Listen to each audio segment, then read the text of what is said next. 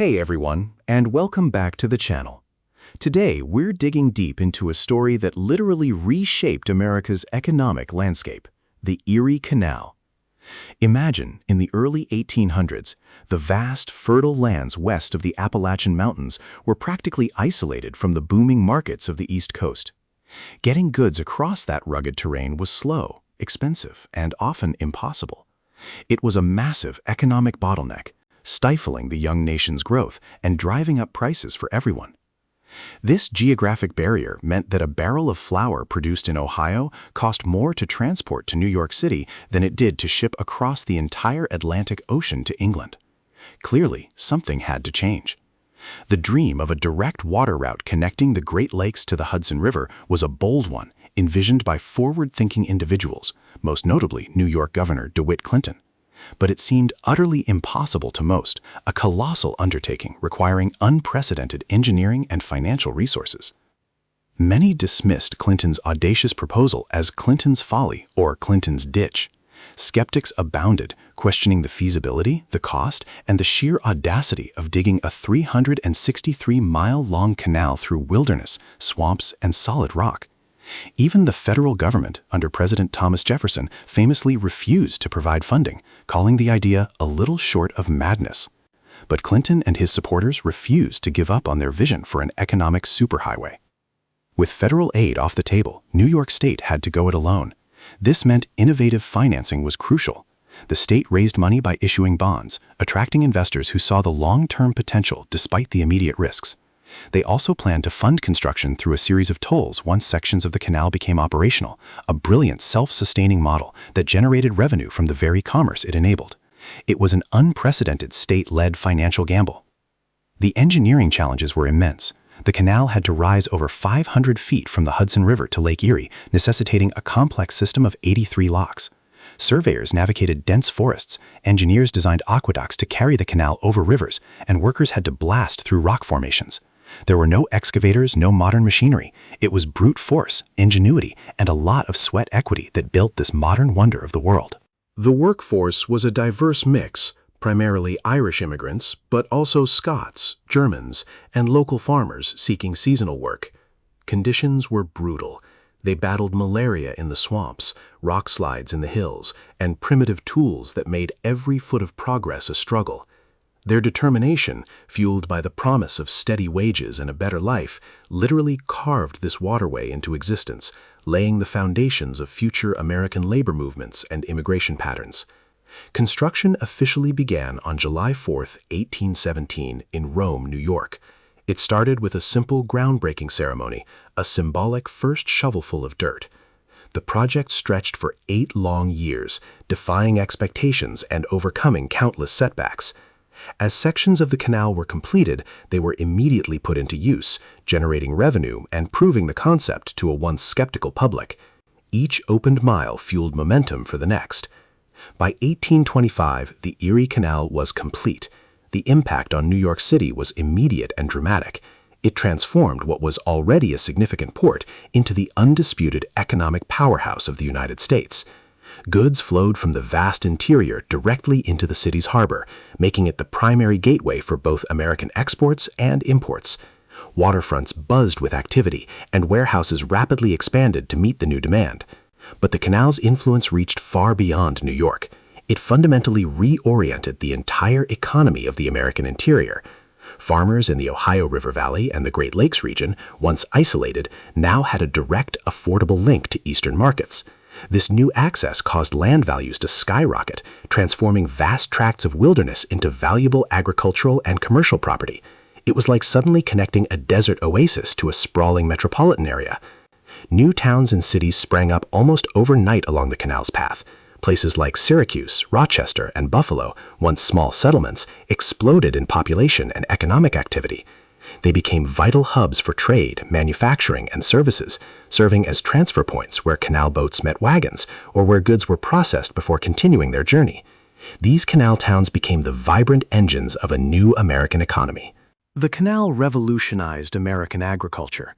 Farmers, no longer limited by expensive local markets, shifted from subsistence farming to commercial cash crops. Wheat from western New York and Ohio could now reach New York City and even Europe, establishing America as a major agricultural exporter. This shift fueled further innovation in farming techniques and equipment, as profitability incentivized efficiency and scale. It was a true agricultural revolution. Industrial growth exploded alongside the canal. Mills powered by the canal's water flow, or located strategically near its trade routes, processed raw materials into finished goods. Flour mills in Rochester, for instance, became legendary, earning it the nickname Flour City. Foundries, textile factories, and various manufacturing enterprises flourished, creating jobs and further diversifying the American economy beyond just agriculture. The most dramatic impact was on the cost of transportation. Before the canal, moving 1 ton of goods from Buffalo to New York City cost around $100 and took 2 weeks. After the canal, that same ton of goods cost just $10 and took a mere 5 days.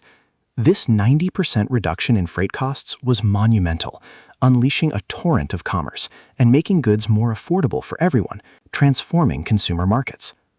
Beyond goods, the canal also became a highway for people.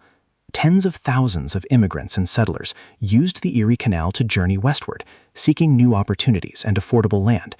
It played a crucial role in populating Michigan, Illinois, Wisconsin, and beyond, accelerating America's westward expansion and shaping the cultural and political identity of these emerging territories. Entire communities moved along its length. The canal's success became a point of immense national pride and a cultural phenomenon. Canal mania swept the nation, inspiring other states to launch similar projects. Folk songs and stories celebrated Clinton's ditch and the ingenuity of its builders.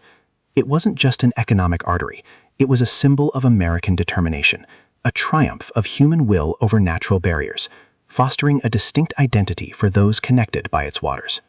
Politically, the Erie Canal significantly strengthened New York's influence within the Union. Its economic dominance translated into greater political clout, cementing its role as the empire state.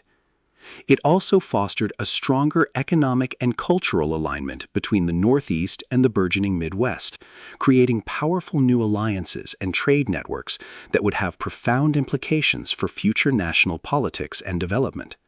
However, no innovation remains unchallenged. By the 1840s and 50s, a new form of transportation began to emerge: the railroad. Faster, more direct, and less susceptible to winter freezes, railways gradually started to compete with and eventually surpass the canals for freight and passenger transport. The very success of the canal encouraged further technological advancements that would ultimately outpace it. Recognizing the coming competition, New York State invested in significant expansion and improvement projects for the Erie Canal, including widening and deepening the channel and increasing the capacity of its locks. These efforts helped maintain its relevance for a time, especially for bulk goods, but the inherent limitations of water-based transport meant its golden age as the primary economic artery would eventually pass to the railways. Financially, the Erie Canal was an astonishing success. It generated over $121 million in tolls over its lifetime, easily paying off its initial construction costs and providing substantial revenue for New York State. This massive profit demonstrated that well-planned public infrastructure could be a powerful engine for both economic growth and government revenue, a lesson that resonated for generations of policymakers. As the 20th century dawned, the canal's role as a major commercial artery diminished significantly. Automobile and truck transport, combined with ever-expanding railroad networks, offered even faster and more flexible options.